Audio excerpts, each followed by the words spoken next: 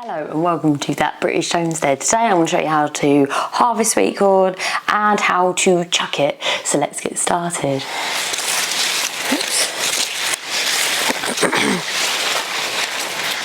So this is obviously a sweet corn, and to tell if this sweet corn, you get some sweet corn worms in there, which is grim. They look like little caterpillars. Yuck. The birds will come and eat them. Anyway, see if this is done. What you want to do, obviously, whilst it's still attached, you kind of pull back some of these leaves like so.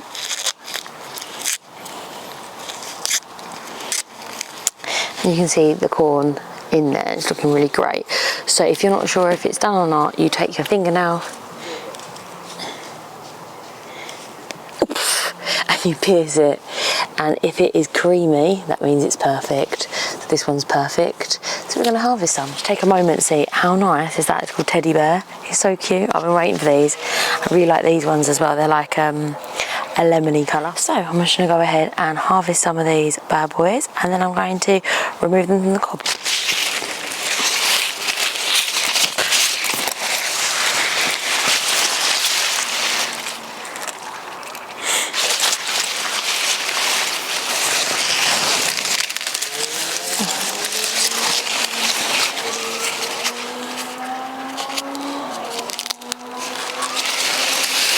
So it's all sorts of crowded in there. It's a right pain in the bum to get things, but it means there's a lot of stuff producing. So this is what they look like once they're harvested. Super excited. Lots of them have the bugs and they've had the brown tassels removed at the end, but you do want them to look like this before you harvest it. So all the tassels or silks have gone brown, which means that they are ready for harvesting. To harvest these, what you want to do is they are that way on your sweet corn. You pull them directly down and they'll snap off really easily. If they're really difficult to snap, it means they're not ready yet. Be careful you don't snap the plant, so leave those for a little while. If you are harvesting your sweet corn and you've pulled it down and you've done the fingernail test, and it comes out clear, that means that your sweet corn is not quite ripe yet. So what you do is you close it up best that you can, kind of just tuck that back in to the other leaves on the ear, and just leave it for a few more days, and then it's going to be okay to harvest. Now, harvesting sweet corns between August and September, so we're coming to like the middle of harvesting season. It's quite exciting times, and I'm going to go ahead and show you how to put some of these through a cob shredder. I'm obviously going to keep some of these for corn on the cob. The biggest ones, the best ones, are going to be for corn on the cob probably for today. We've got steak and corn for dinner tonight, probably some other vegetables and stuff like that, but that's like the main idea of dinner. So I'm super excited about that.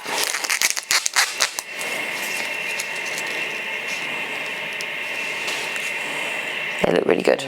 So we're back in the house. Hello. I've picked like the little ones, the little baby sweet corns. So each sweet corn plant has 2 sweet corns on it. One's massive and one's less massive.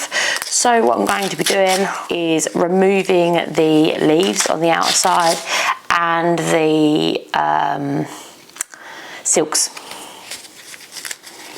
as you can see. There's like a little knobby bit at the end. I just snap that off like so.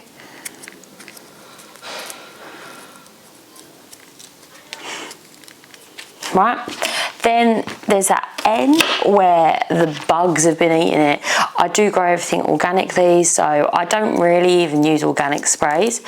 So if there's a load of bugs that are eating my sweet corn, then my sweet corn gets eaten. But they only affect the very end of the sweet corn anyway. A bit that you don't really even see in the supermarket, so I don't even worry. Just take off it. The silks aren't poisonous or anything. You can actually eat them.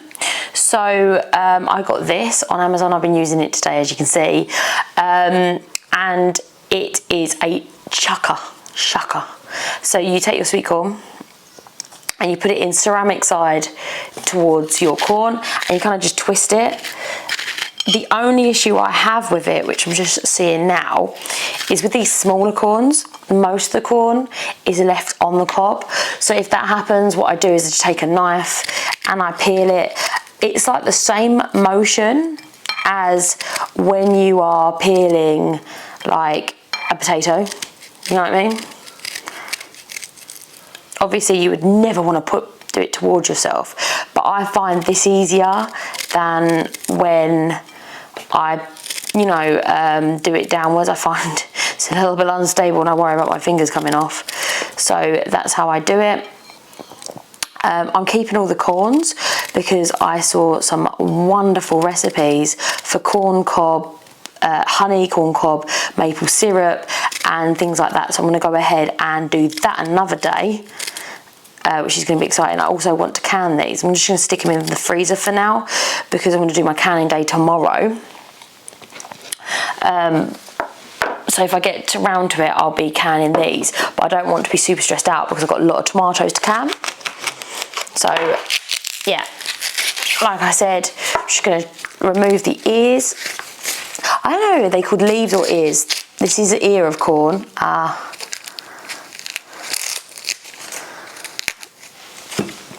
This one's quite a good one. I want to use all the baby ones.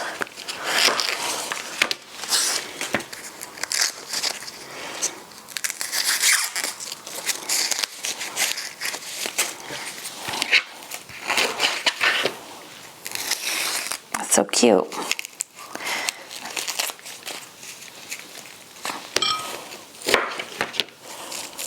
This I'm going to keep as a baby corn. I did pick that one a little bit too early. I think a few of these are baby corn. These are the second ones on the corn cob, but I do want to get them off because it's one of those things that if you leave them on too long, then you do get, they go starchy, so it is finding that happy ground. And I knew these weren't ready, but I pulled them off anyway. This one's going to be a good one. So I've already done a whole entire freezer bag full of corn cobs, which was very exciting.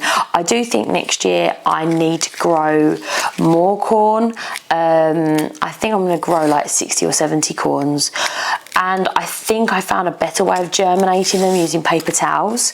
So I think I'm just going to go ahead and do that and grow far more for next year, because I do really enjoy corn, especially when it grows beautifully like this. It's really yellow on the camera, I love it. I think it looks really good, and let's see if this one will go through the chucker properly. Oh, I'm getting juice everywhere. That one has worked quite well. Nice, I'm glad I got that little gadget. I think it was only about £10 off of Amazon. Some of these are really slimy.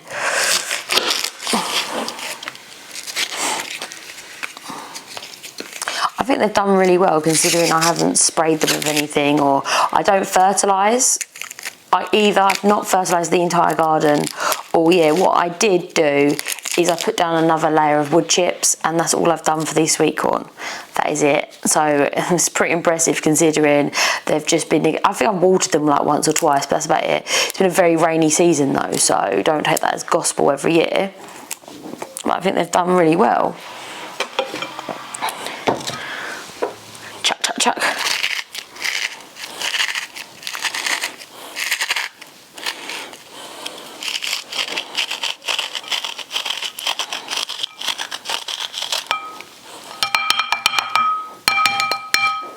Not bad at all.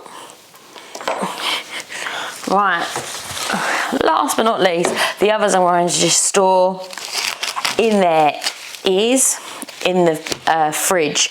I'm going to enjoy that over the next couple of weeks, next couple of days.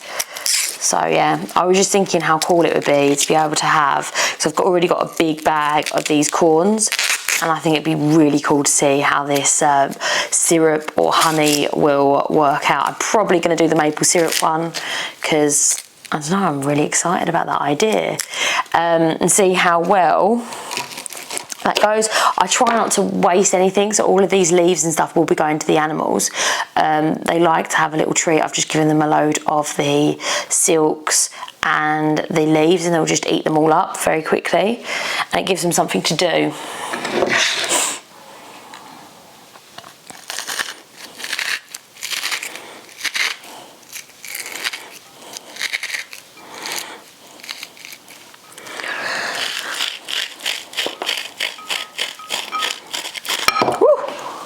That went everywhere. So I think next year I'm definitely going to go for like much bigger corns. I might try to find like an XL corn, so it's easier to chuck. I think that would be a super good idea.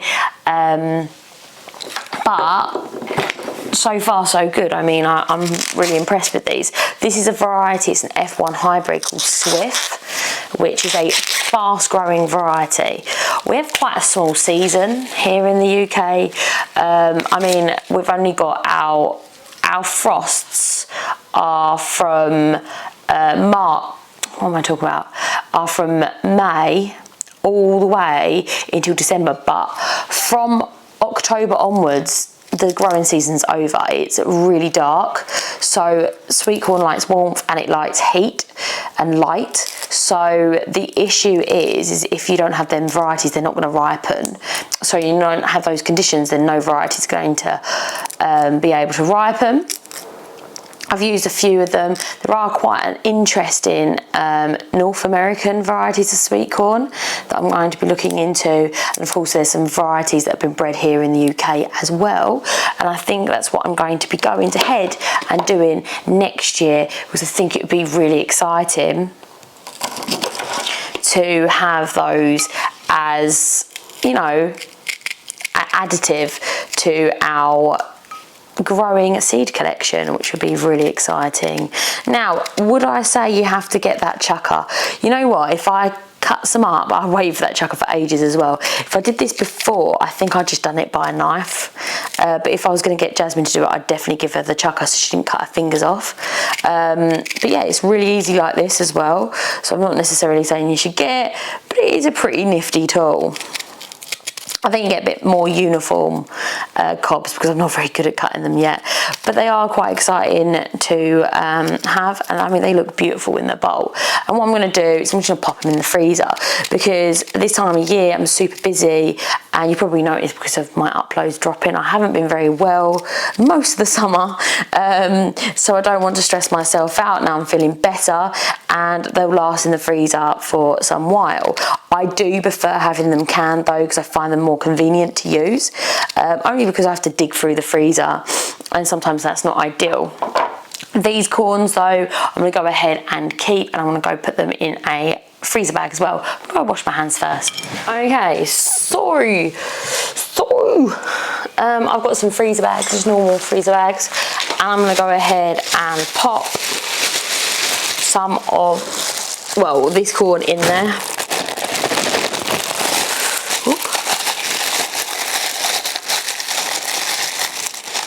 Like so, and then I'm going to get another freezer bag and I'm going to pop the corn cobs into it.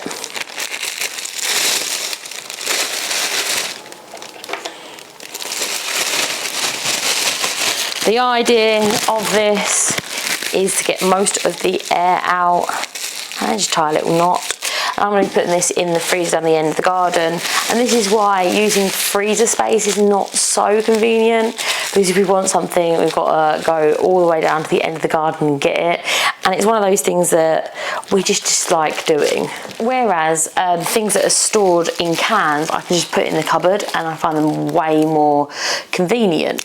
I just date and name them. So this is corn, and it is the 8th of the 23rd. It's exciting stuff. And this is corn cobs.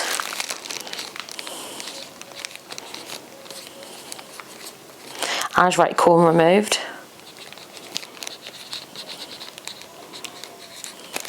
And I find that once I've started making the jam, which will probably be tomorrow, I will pretty much make all the jam that we need for the year tomorrow. So like no stress or anything.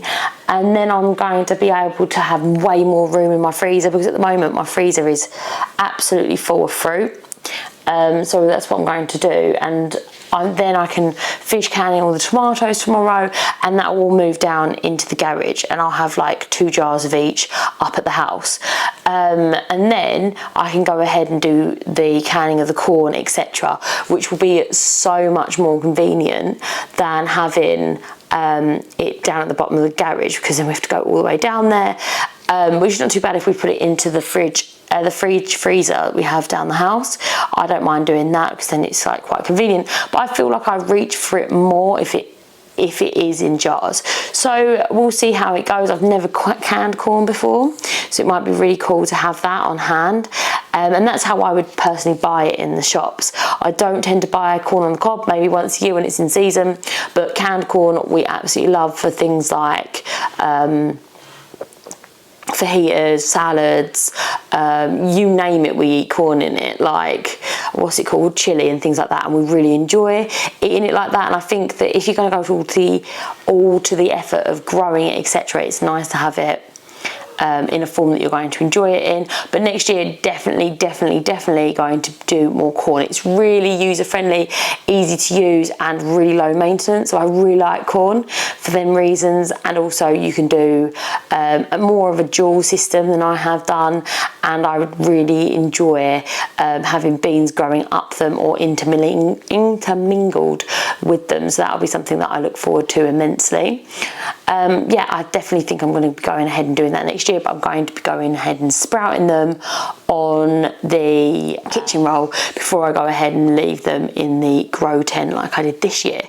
I'm hoping that next year that'll be way more successful than this year, because I did plant about 50-ish seeds.